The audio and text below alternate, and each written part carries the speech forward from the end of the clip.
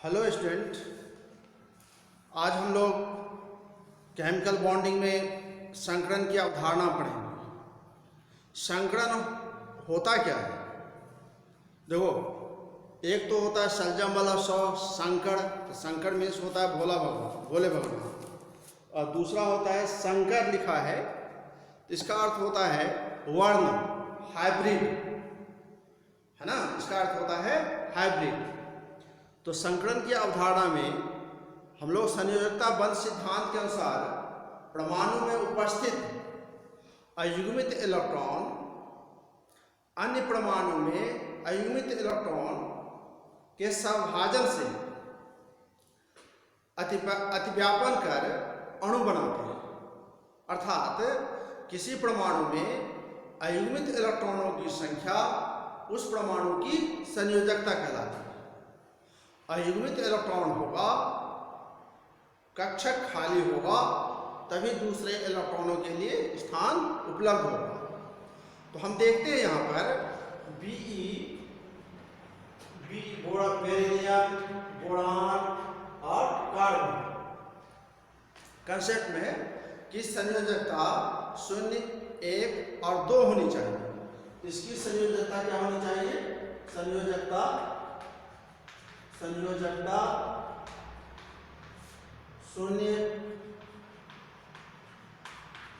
Boron की 1 और 2 होनी चाहिए।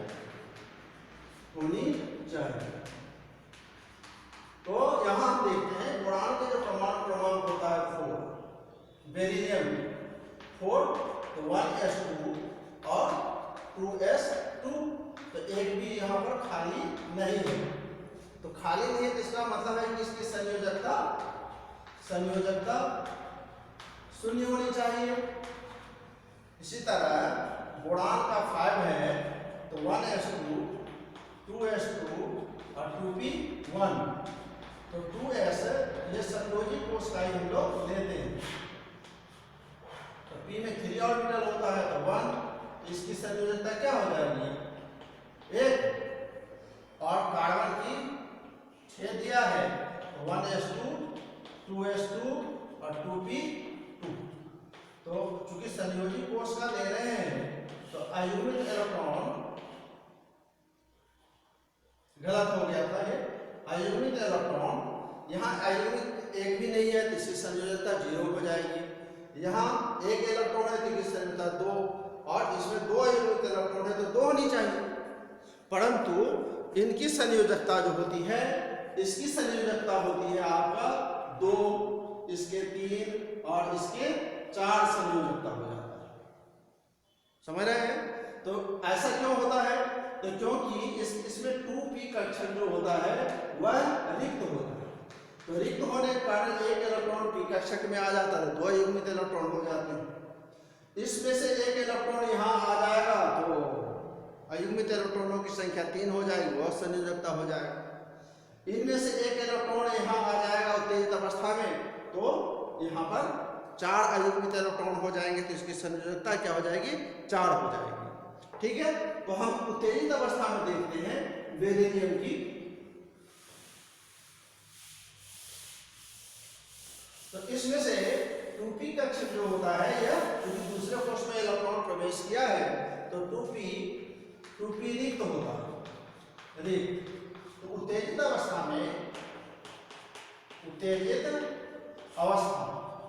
एक्साइटेड स्टेट में, तो यहाँ 2s से यहाँ जो 2 इलेक्ट्रॉन है वह p कक्षक में चला जाता है। तो p कक्षक यहाँ 2 है, तो p कक्षक में चला जाता है, तो इसकी संयोजकता हो जाती है संयोजकता 2। इसीलिए यह BeCl2 बनाता है, BeH2 बनाता है ना, BeH2। अब इसी तरह बोरान का देखते हैं, 5 होता है, तो 1s2, 2s2 और 2p1। तो इसमें से एक इलेक्ट्रॉन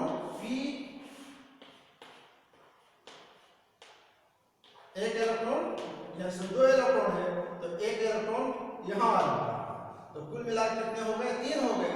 अयुग्मित इलेक्ट्रॉनों की संख्या 3 हो गई तो इसकी संयोजकता 3 हो जाता है। और जो सूत्र बनता है BCl3 BF3, है ना, सूत्र बनता है। अर्थात बोरान की जो संयोजकता है 3 है, क्योंकि इसमें 3 अयुग्मित इलेक्ट्रॉन है।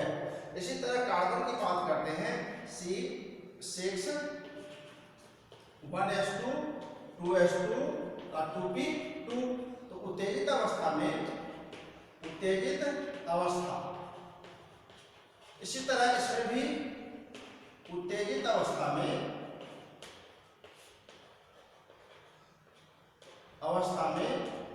2s और 2p। तो इनमें से एक एक इलेक्ट्रॉन कहाँ आ जाता है, px py और pz में आ जाता है। तो इसकी संयोजकता कितने हो जाती है, 4। इसीलिए CH4 बनता है। तो इसको हम क्या करते हैं, उत्तेजित अवस्था में लाते हैं, तो उसमें अयुग्मित इलेक्ट्रॉनों के बारे में पता चलती है। अब हम लोग जो पढ़ने चाहते हैं, अब हम पढ़ते हैं संकरण। संकरण किसे कहते हैं? संकरण का अर्थ होता है ऑर्बिटलों का सम्मिश्रण। संकरण का अर्थ होता है क्या, ऑर्बिटलों का सम्मिश्रण, ऑर्बिटलों को मिला देना, वो संकरण कहलाता है। ठीक है, तो संकरण का अर्थ होता है ऑर्बिटलों का सम्मिश्रण। तो देखिए, ऑर्बिटलों का अर्थ होता है, संकरण का अर्थ होता है ऑर्बिटलों का सम्मिश्रण। जब किसी परमाणु में समान ऊर्जा वाले विभिन्न ऑर्बिटल आपस में मिलकर मिश्रित होकर ऊर्जा का पुनर्वितरण कर उतनी ही संख्या में समान ऊर्जा वाले आकृति बनाते हैं, नए कक्षकों का निर्माण करते हैं, तो नए कक्षक संकरित कक्षक कहलाते हैं और यह प्रक्रिया संकरण कहलाती है ना। फिर ध्यान से सुने, संकरण का अर्थ होता है, संकरण का अर्थ होता है ऑर्बिटलों का सम्मिश्रण, ऑर्बिटलों का सम्मिश्रण, सम्मिश्रण समझ रहे हैं? जब किसी परमाणु के, जब किसी परमाणु के समान ऊर्जा वाले, जब किसी परमाणु के समान ऊर्जा वाले विभिन्न ऑर्बिटल वाले विभिन्न कक्षक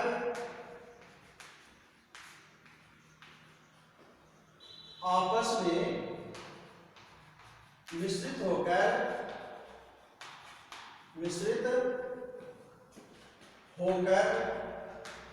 ऊर्जा का पुनर्वितरण, ऊर्जा का पुनर्वितरण कर समान ऊर्जा वाले, समान आकृति वाले उतनी ही संख्या में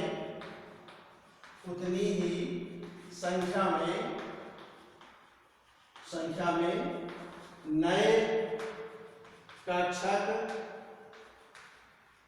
बनाते हैं। तो नए कक्षक को संकरित कक्षक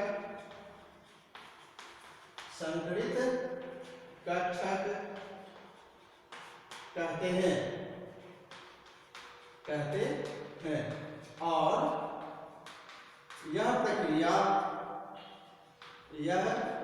प्रक्रिया संकरण कहलाती है। संकरण कहलाती है ना। तो ये इसकी परिभाषा हो गया। तो संकरण का अर्थ होता है ऑर्बिटलों का सम्मिश्रण, है ना, मिलाते हैं। जब किसी परमाणु के समान ऊर्जा वाले विभिन्न कक्षक आपस में मिश्रित होकर ऊर्जा का पुनर्वितरण हुआ, ऊर्जा को बांटकर समान ऊर्जा वाले, समान आकृति वाले उतनी ही संख्या में दो कक्षक भाग ले रहे हैं तो दो संकृत कक्षक बनाएंगे, उतनी ही संख्या में नए कक्षक बनाते हैं तो नए कक्षक को संकृत कक्षक कहते हैं और यह प्रक्रिया संकरण कहलाती है। अब संकरण का जो नियम है, ध्यान से सुने, संकरण का नियम क्या नियम है? एक ही परमाणु के कक्षकों में संकरण हो सकता है, एक ही परमाणु के कक्षकों में संकरण होता है। यह संकरण अंतिम कोश के ऑर्बिटलों में होता है। दूसरा बिंदु है, संकरण में भाग लेने वाले ऑर्बिटलों की ऊर्जा समान होनी चाहिए। संकरण में भाग लेने वाले ऑर्बिटलों की ऊर्जा क्या होनी चाहिए? समान होनी चाहिए। अगला बिंदु है, तीसरा बिंदु है, इस प्रक्रिया में ऑर्बिटल भाग लेते हैं ना कि इलेक्ट्रॉन। इस संकरण की प्रक्रिया में ऑर्बिटल भाग लेते हैं ना कि इलेक्ट्रॉन। समझ रहे हैं? इस क्रिया में अर्धपूरित, पूर्ण भरे हुए हो अथवा खाली कक्षक हो, वह भी भाग ले सकता है। संकृत कक्षक समान आकार, समान ऊर्जा के होते हैं। संकृत कक्षक समान ऊर्जा, समान आकार और समान ऊर्जा वाले होते हैं, लेकिन अंतराकाश में उसके जो अभिविन्यास होते हैं वह भिन्न होते हैं। अगला बिंदु है, संकरण के आधार पर अणु की ज्यामिति आकृति समझाई जा सकती है। संकरण के आधार पर अणु की ज्यामिति आकृति समझाई जा सकती है। अगला बिंदु है कि जितने कक्षक संकरण में भाग लेते हैं उतने ही संख्या में नए संकृत कक्षक बनते हैं। अगला जो बिंदु है, संकरण के प्रकार को दर्शाने के लिए, संकरण के प्रकार को दर्शाने के लिए उसमें भाग लेने वाले ऑर्बिटल के ऊपर संख्या को अंकित कर देते हैं। जैसे sp2, sp3 यहाँ अंकित करते हैं। तो कहने मतलब s का एक ऑर्बिटल और p के दो ऑर्बिटल, यहाँ भी s के एक ऑर्बिटल और p के तीन ऑर्बिटल भाग ले रहे हैं। समझ रहे ना? तो यह संकरण का नियम होता है। अब संकरण में क्या होता है कि जब संकृत कक्षक बनते हैं तो एक बड़े पाली बनता है और एक छोटे पाली बनता है। यह बड़े पाली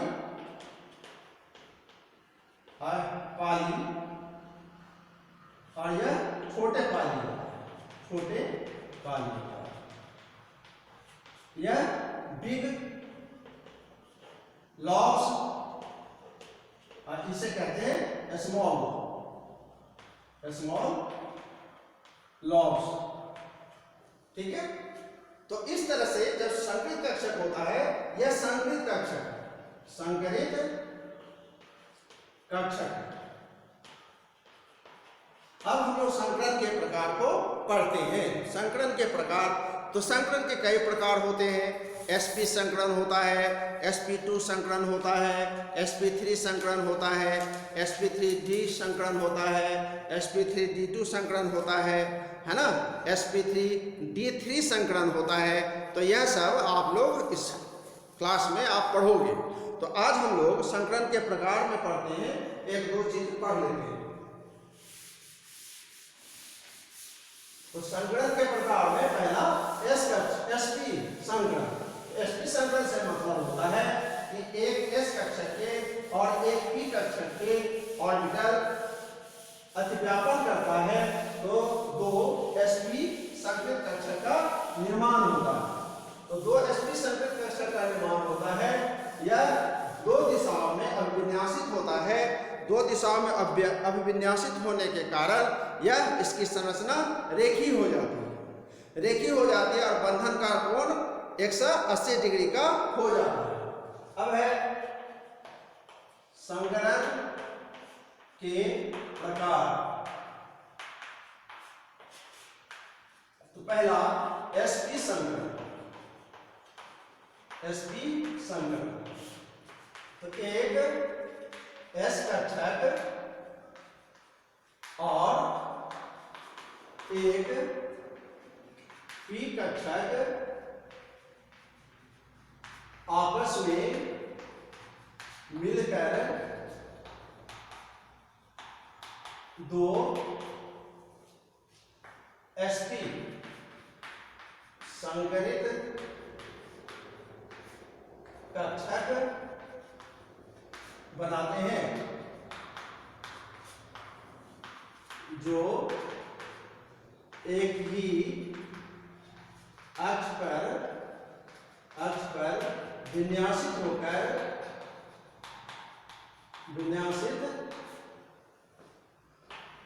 होकर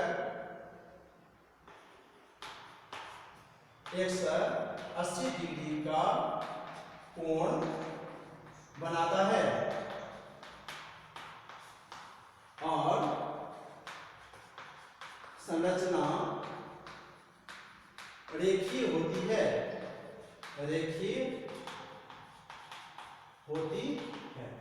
है ना।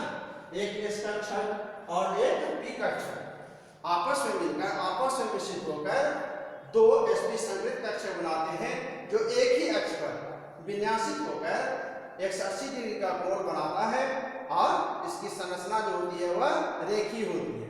संरचना जो होती है वह रेखीय होती है। अब देख लें इसके जो उदाहरण है वह BeCl2 C2H2 एसिटिलीन, है ना, इसके उदाहरण है। इसमें sp संकरण पाया जाता है, ये हमें याद रखना होता है।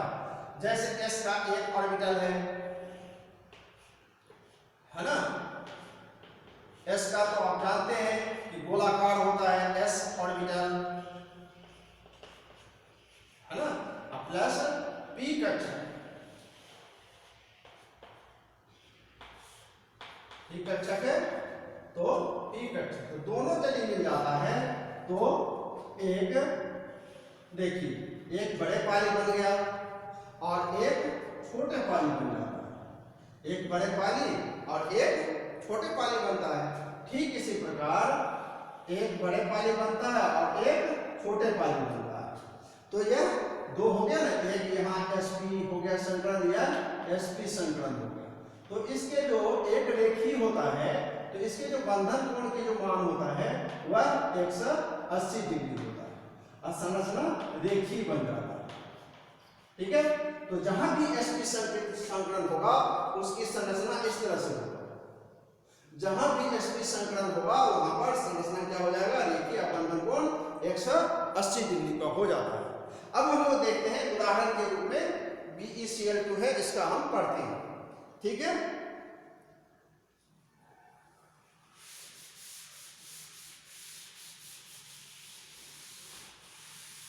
तो BeCl2 बेरिलियम क्लोराइड,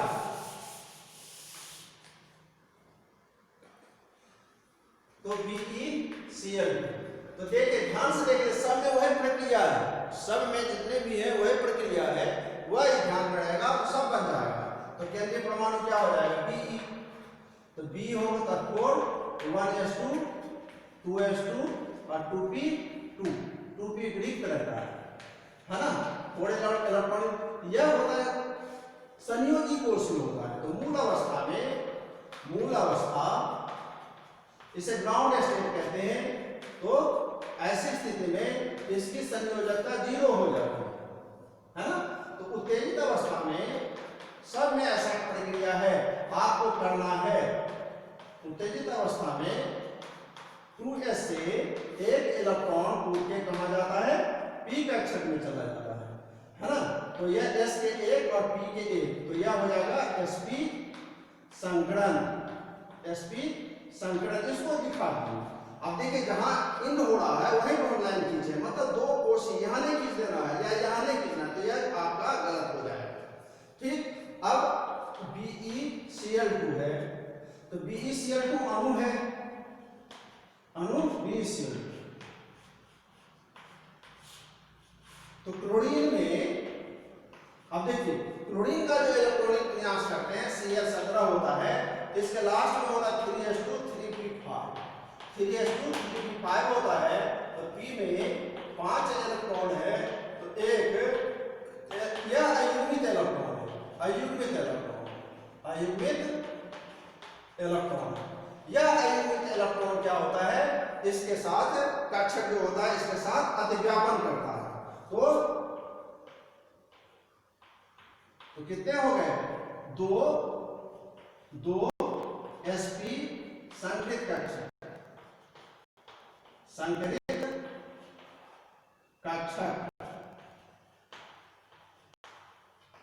दो sp संकरित कक्षक, समझ रहे जी, दो sp संकरित कक्षक हो रहा है।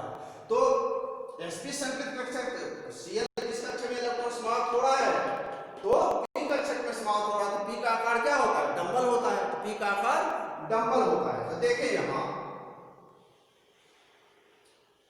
यह p कक्षक हो गया किस परमाणु के लिए, Cl परमाणु के लिए।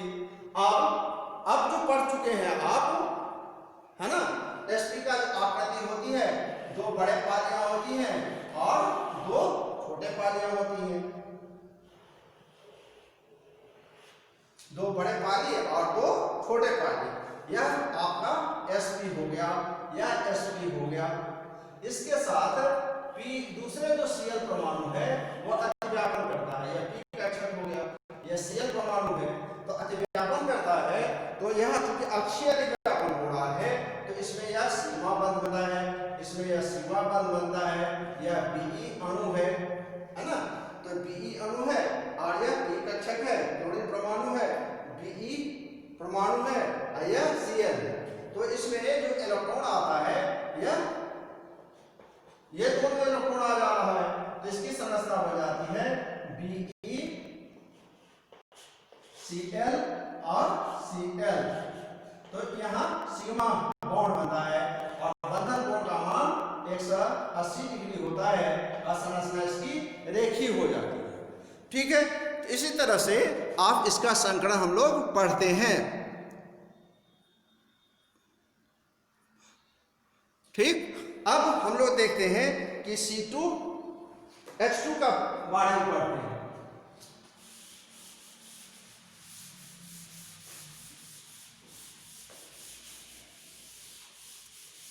अब देखिए एसिटिलीन अणु की संरचना पढ़ेंगे आज इतना ही तक। C2H2 एसिटिलीन, एसिटिलीन में कितने कार्बन हैं, एक, तो C6 1s2 2s2 और 2p2। यह मूल अवस्था में होता है, ग्राउंड स्टेट, ग्राउंड स्टेट पढ़ते हैं इसे मूल अवस्था को। और एक्साइटेड स्टेट में इनमें से एक इलेक्ट्रॉन यह आपका क्या होता है, px py और pz में चला जाता है एक्साइटेड स्टेट में। इसी के सामने बना है, तो एक इलेक्ट्रॉन यहां से जंप करेगा तो sp1 और p, तो sp संकरण हो जाता है। इसमें आपके ये दोनों जो हुए वह असंकरित कक्षक, दो इलेक्ट्रॉन है p y और pz। अब C2H2, तो C2H2 अणु है, तो इसमें हाइड्रोजन के चूंकि दो हाइड्रोजन है तो कितने बन गए, दो sp संकरित कक्षक हो जाता है, दो sp संकरित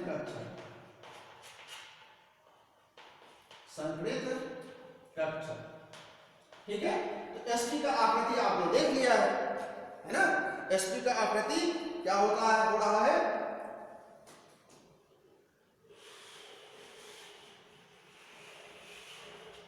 एक बड़े पाली और एक छोटे पाली, एक बड़े पाली बनाती है और एक छोटे पाली बनाती है।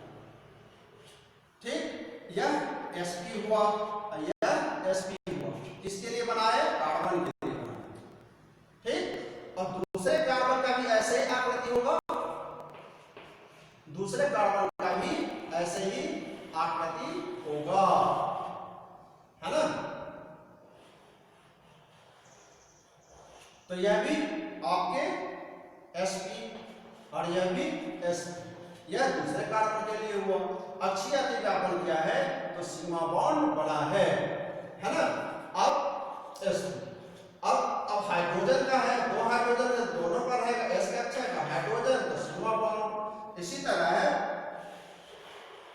यहां पर हाइड्रोजन s ऑर्बिटल और सिग्मा बॉन्ड बाहर भी लिख सकते हैं, यहां भी लिख सकते हैं, आप यहां भी लिख सकते हैं, यहां भी लिख सकते हैं, ऐसे भी लिख सकते हैं।